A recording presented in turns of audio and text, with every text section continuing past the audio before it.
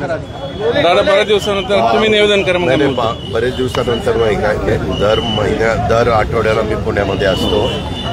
हे जे काही पुण्यामध्ये मधल्या काळामध्ये घटना घडल्या त्याच्या संदर्भात 20 तारखेला आपलं मतदान मुंबईचं शेवटचं होतं. मी 21 तारखेला 22 तारखेला दोन्ही दिवस सकाळी 9 वाजल्यापासून मंत्रालयामध्ये होतो आणि या सगळ्या घटनेच्या संदर्भामध्ये मी लक्ष ठेवून होतो. माझं देवेंद्रजींशी बोलणं झालं. देवेंद्रजी म्हणले मी तातडीनं पुण्याला निघालेलो. मी त्याच्यामध्ये स्वतः जातीनं लक्ष घालला आणि त्यांनी लक्ष घालून त्यांनी स्वतः प्रेस घेतली. त्याच्यामध्ये सांगितलं कारण नसताना एक अशा प्रकारचा गैरसमज समाजामध्ये करून दिला जातो की याच्यात पालकमंत्र्यांचं लक्ष नाही, कुणी लक्ष घालतं नाही. मला मीडियाच्या पुढे यायला आवडत नाही. मीडियाचे अनेक लोकांना माहिती आहे. मी माझं काम करत असतो.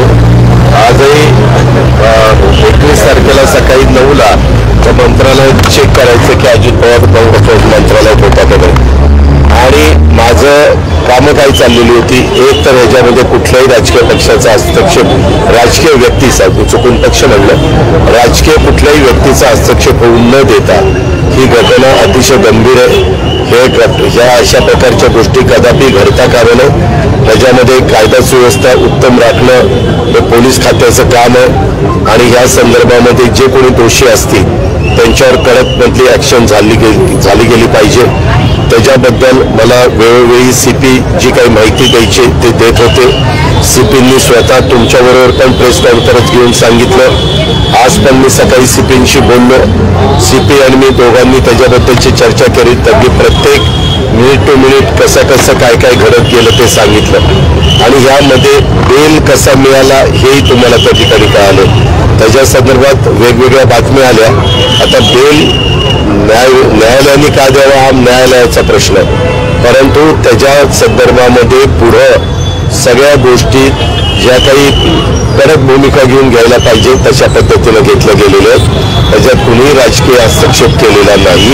त्याच्यामध्ये पूर्णपणे पारदर्शकता ठेवण्याचा प्रयत्न झालेला आहे आणि त्याच्यामध्ये स्वतः राज्याच्या गृहमंत्र्यांनी पण लक्ष घातलं, राज्याच्या मुख्यमंत्र्यांनी पण लक्ष घातलं आणि मी पण स्वतः पालकमंत्री होऊन पहिल्या दिवसापासून म्हणजे ही घटना घडलेली माझ्या कानावर आली तेव्हापासून माझं पण त्याच्यामध्ये बारकाईनं लक्ष आहे. दुसरी गोष्ट त्याच्यात कुठल्याही प्रकारे काय होतं काही त्याची तीव्रता कमी झाल्यानंतर त्याच्यातनं मग त्याला फाटे फुटतात. तसं न होऊन देता ताबडतोब पुण्याच्या परिसरामध्ये काही ठिकाणी अनधिकृतपणे मोठ्या प्रमाणावर पब संस्कृती वाढलेली आहे. ते जोरात त्याच्याबद्दलची ॲक्शन ही सुरू करण्यात आलेली आहे. आम्ही मंत्रालयामध्ये बसून त्यावेळेस एक तर 17 ते 18 लोक बेकायदेशीर अनधिकृत होल्डिंग पडल्यामुळे झालं. त्याच्यातनं स्वतः चीफ सेक्रेटरीने आदेश काढले. सगळ्यांना ते आदेश गेले, सगळ्या विभागीय आयुक्तांना, सगळ्या कलेक्टरांना की अनधिकृत जिथं होल्डिंग लागलेले असतील, विशेषतः ते शहरी भागामध्ये असतात, त्यावर तातडीनं कारवाई करा. ती कारवाई ऑलरेडी सुरू त्या ठिकाणी झालेली आहे. ते झाल्यानंतर त्यांनी अनधिकृतच्या बद्दल पुढची पण सगळी कारवाई करा अशा प्रकारच्या सूचना दिल्या. त्याची पण कारवाई सुरू झाली. आम्ही दुष्काळी परिस्थिती 20 तारखेपर्यंत आचारसंहिता, आज पण आचारसंहिता आहे, परंतु 20 तारखेला आपल्या महाराष्ट्रातलं 5 टप्प्याचं मतदान संपलं की आम्ही उद्याच्याला कुठली मीटिंग घेतली किंवा काही सूचना केल्या तर त्याच्यात मतदारांना काहीतरी प्रलोभन दाखवलं जातंय आणि म्हणून ती मतं मिळवली जाते असं तर काही होत नाही. म्हणून मी सुरुवातीलाच मुख्यमंत्र्यांनी पण सांगितलं, मी सांगितलं, देवेंद्रजींनी पण सांगितलं की निवडणूक आयोगाला मुख्य सचिवांनी कळवावं की आता 15 दिवस मध्ये गॅप आहे तर आचारसंहिता शिथिल करा. आचारसंहिता काढून टाकता येत नाही, शिथिल करा, जेणेकरून आपल्या जिल्ह्यातले काही तालुके दुष्काळी म्हणून जाहीर केलेले आहेत. अवकाळी पाऊस पडतोय, प्री मान्सून पडतोय, प्रचंड वेगाने वारं वाहतंय, त्याच्यातनं पत्रे उडून जात आहेत, अनेकांची घरं किंवा भिंती पडतायत, अनेक ठिकाणी विजा लावतायत आणि विजा पडून देखील काही ठिकाणी जनावर मृत्युमुखी पडतायत, कुठे मनुष्यहानी पण होते. अशा सगळ्या गोष्टी आहेत. तर त्याच्याबद्दलची सगळे जे काही सूचना आहेत त्या सूचना मंत्रालयातनं तर स्टँडिंग ऑर्डर दिल्या गेलेल्याच आहेत. त्याच्या संदर्भात आता खरीप सुरू होणार आहे. आता पाऊस पडल्यानंतर लोक वापशावर पेरायला सुरुवात करतील, म्हणजे जूनमध्ये पाऊस पडल्यानंतर.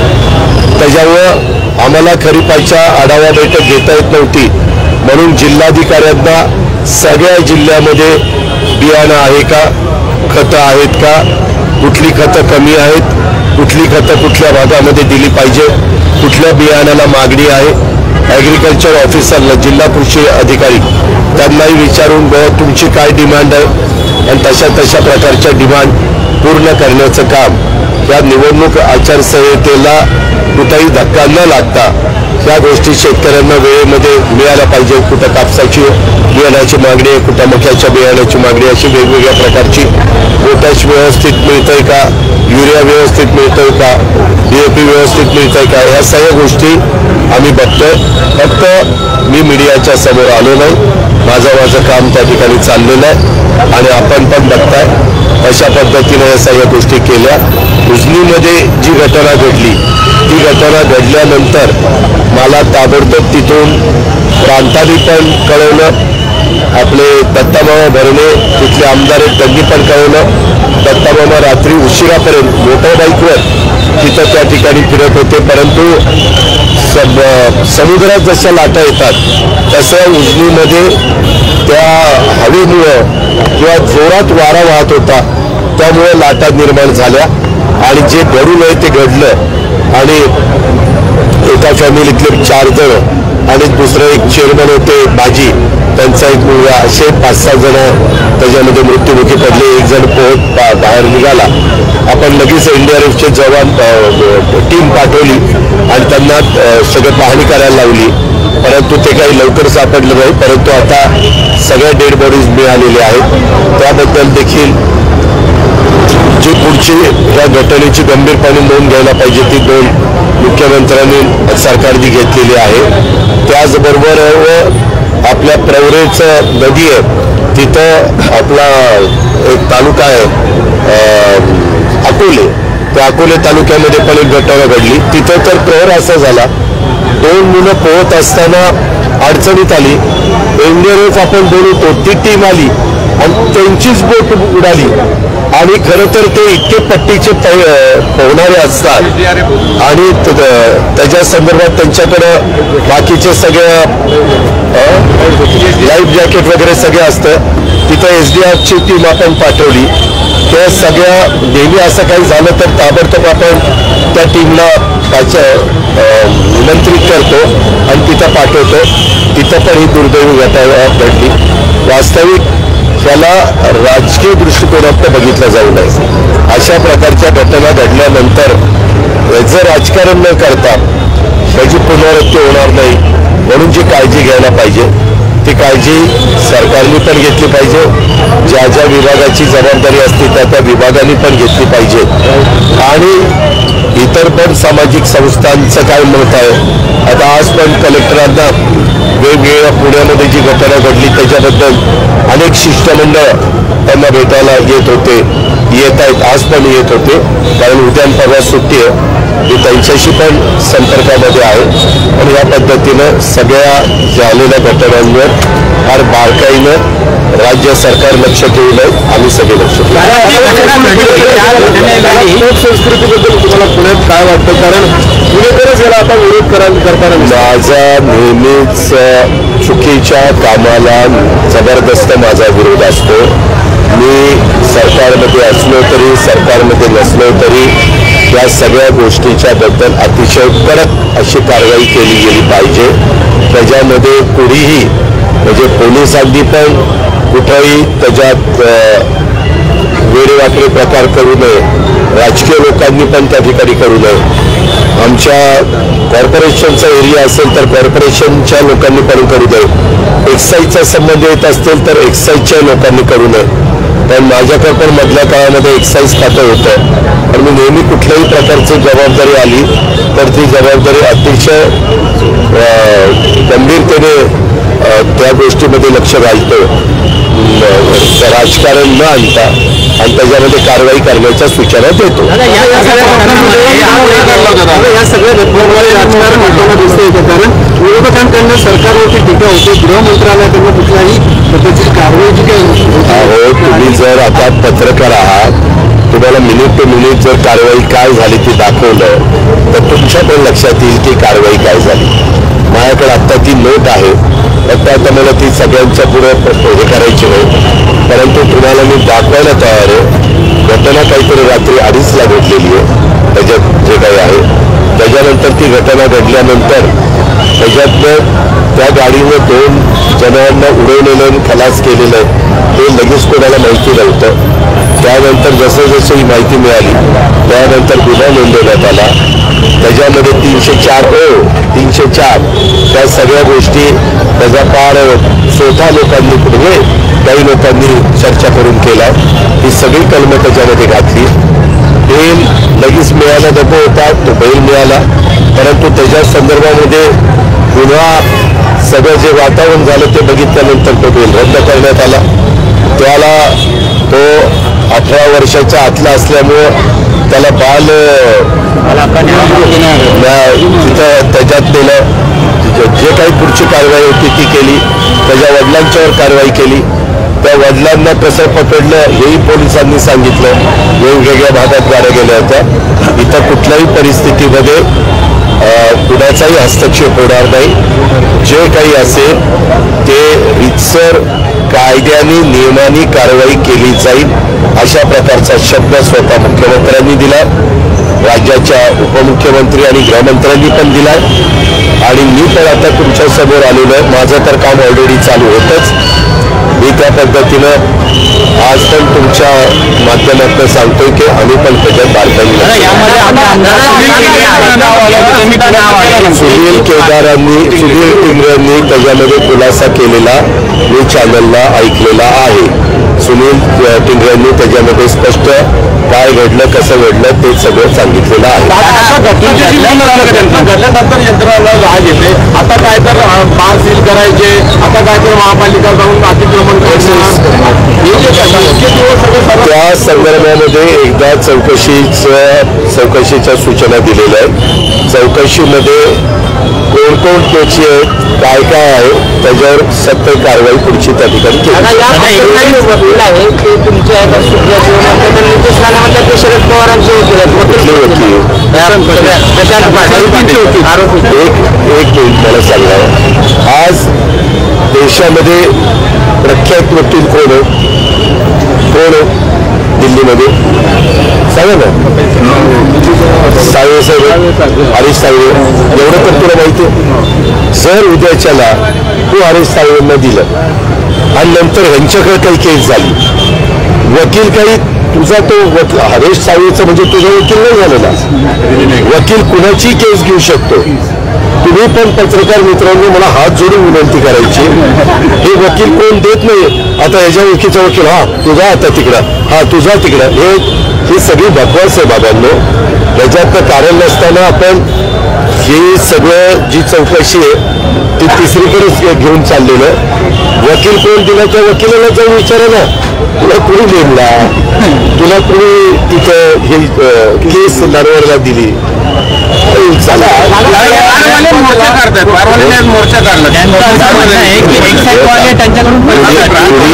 एक मिनिट त्यांनी सांगावं ना, एक्साईजच्या कुठल्या अधिकाऱ्यांनी पैसे मागितले त्यांनी खुदिया कॅमेऱ्यामध्ये ते दाखवावं किंवा काही अलीकडे तर इतकी सगळ्या तंत्रज्ञान पुढे गेलेलं, सगळ्या गोष्टी फोन पुढे केला तर फोन पण आपण टेप करू शकतो.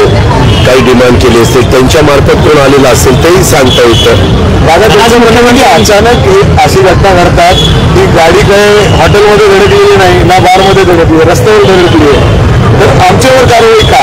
दिल्ली परवानगी सगळ्या आहेत पण ज्या पद्धतीने महानगरपालिका एक्साईज विभागाचा असतील. तुम्हाला उद्याच्याला तुम्ही बार चालवत असाल तर त्याला काही नियम आहे. तो बार चालवत असताना 18 वर्षाच्या आतल्या मुलाला दारू द्यायची नाही हा तर नियम आहे.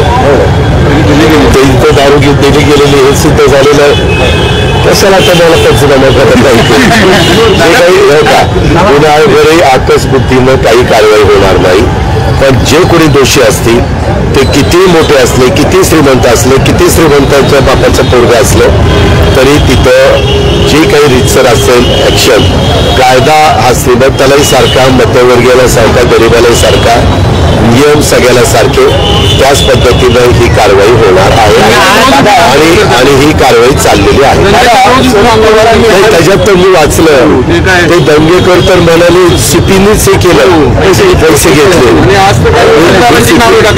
ते विचारलं सीपीला, तेवढं दादा आता सध्याचं एकदा वातावरण अशा पद्धतीने कुणी जरी आरोप करायला लागलं तर त्यांना पण असं बिनबुडाचे आरोप करतात आणि केले असले तर पुरावे द्यावे लागतील. उद्याच्याला ते म्हणतात की XYZ ऑफिसरनी घेतलंय तर मग पुरावे तर द्यावे लागतील ना. असं उगीच उचलली जीभ लागली टाळायला असंही बोलतात. त्यांनी बैठक घेतली, यामध्ये 5 जिल्ह्याचे पालकमंत्री अनुपस्थित होते. यावर कशामध्ये मुख्यमंत्र्यांनी आज आढावा बैठक घेतली हो का? कशाच्या बद्दल घेतली? दुष्काळाच्या संदर्भामध्ये मी मंगळवारी बहुतेक 21 का 22 तारखेला बैठक घेतलेली आहे.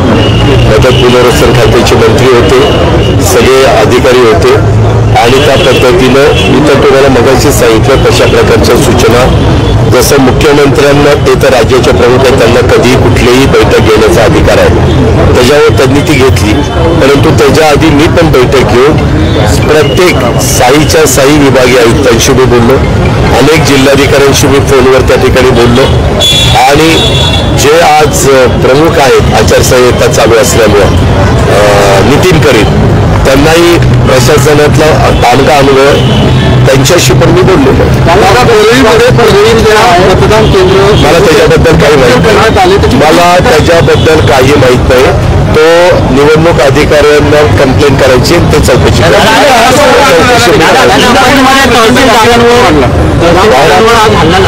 इंदापूरमध्ये हल्ला झाला.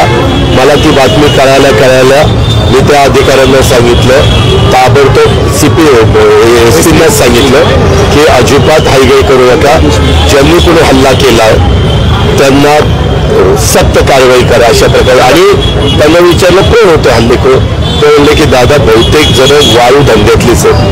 म्हणलं वाळू माफियाच गँग दिसते, घ्या त्यांच्या लक्ष.